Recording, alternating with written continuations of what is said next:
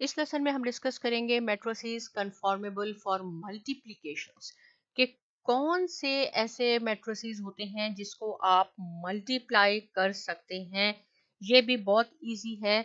इसमें क्या होता है कि number of the columns of first matrix, कैसे मैं लिखूंगी कि number of columns, right, columns of the first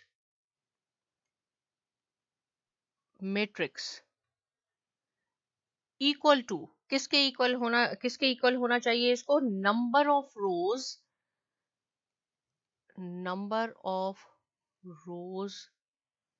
of the second matrix. क्या मीनिंग हुआ इसका, यानी एक मैट्रिक्स, पहले मैट्रिक्स के कॉलम्स दूसरे मैट्रिक्स की रोज के इक्वल होने चाहिए। सपोज मैं यहाँ आपको एग्जांपल बताती हूँ कि अगर हमारे पास एक मैट्रिक्स है ए और जिसके एलिमेंट हमारे पास है 3, 0, -1 और 2, कुछ भी आप लिख सकते हैं, और बी मैट्रिक्स है, इसमें मैं सपोज लिख देती हूँ 6 और 5। तो क्या इसकी मैंने आपको बताया डेफिनेशन, कंडीशन क्या है कि कौन से मैट्रिसेस आपस में मल्टीप्लाई हो सकते हैं, number of columns of the first matrix. So first matrix हमारे पास है ए बी, देखें इसके कितने कॉलम है, 1 2 कॉलम है। किसके इक्वल होना चाहिए, number of rows of the second matrix. So देखें सेकेंड मैट्रिक्स में कितने हैं रोज हैं, 2 रोज हैं। इसका क्या ऑर्डर है, 2/2। सिमिलरली इसका क्या ऑर्डर है, 2/1। लेकिन देखिए इसके कॉलम और इसके रोज आपस में इक्वल है, ये मल्टीप्लाई हो सकते हैं, राइट। यहाँ पे मैं एक और मैट्रिक्स लिख देती हूँ, सपोज कुछ भी मैट्रिक्स है ए बी सी, वो यहाँ मैंने लिख दिया -1 2। और एक सेकेंड मैट्रिक्स है जिसको मैंने यहाँ लिख दिया। तो देखें फर्स्ट मैट्रिक्स में क्या होना चाहिए, नंबर ऑफ कॉलम्स, इसके कॉलम कितने हैं, 1 इसका कॉलम है, और इसमें रोज सेकंड में कितनी है रोज, 2 रोज है। So number of column is not equal to number of rows. ये 1 कॉलम है, इसमें 2 रोज है, तो ये आपस में मल्टीप्लाई नहीं हो सकता।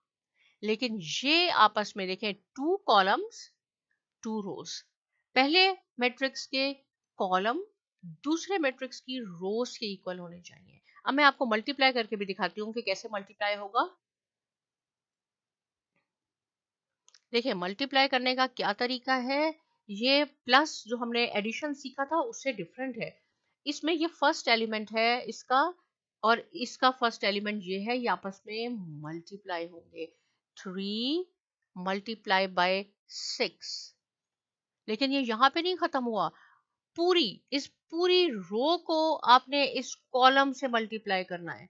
बीच में आपने साइन देना है प्लस का, ऑलवेज आपने यहाँ प्लस लिखना है, दोनों को ऐड करना है। अब second element of this row, second element आपने रो का इस कॉलम के साथ इसके साथ करना है, 0 मल्टीप्लाई बाय 5। क्या करना होता है, अब सेकेंड पे आ जाए, इस रो को इस कंप्लीट कॉलम से मल्टीप्लाई करना है। फर्स्ट है इसका -1 और इसका फर्स्ट है 6 मल्टीप्लाई बाय 6, प्लस सेकेंड को सेकेंड के साथ 2 मल्टीप्लाई बाय 5, राइट। अब मैं यहां लिखती हूं, ये क्या हो जाएगा, 3 मल्टीप्लाई बाय 6 18 प्लस 0, ये 6 प्लस 10, ये -6 और ये +10 हो जाएगा। इसको हम फर्दर यहाँ कैसे लिख सकते हैं कि A B equal to 18, right, 18 plus 0 और -6 प्लस 10 इज इक्वल टू 4। ये आपका आंसर हुआ। देखिए मल्टीप्लिकेशन में और एडिशन में बहुत ज्यादा फर्क है।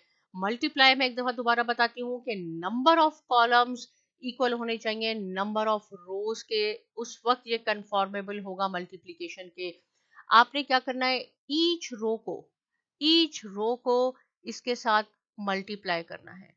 ये भी आपके पास सेकेंड रो है, आपने कॉलम से मल्टीप्लाई करना है, बीच में आपने प्लस का साइन यूज करना है और आखिर में प्लस माइनस कर दें, आपका आंसर आ जाएगा। इससे रिलेटेड कोई क्वेश्चन है जरूर लिखिए। साइमा एकेडमी को भी जरूर सब्सक्राइब कीजिए और बहुत शुक्रिया।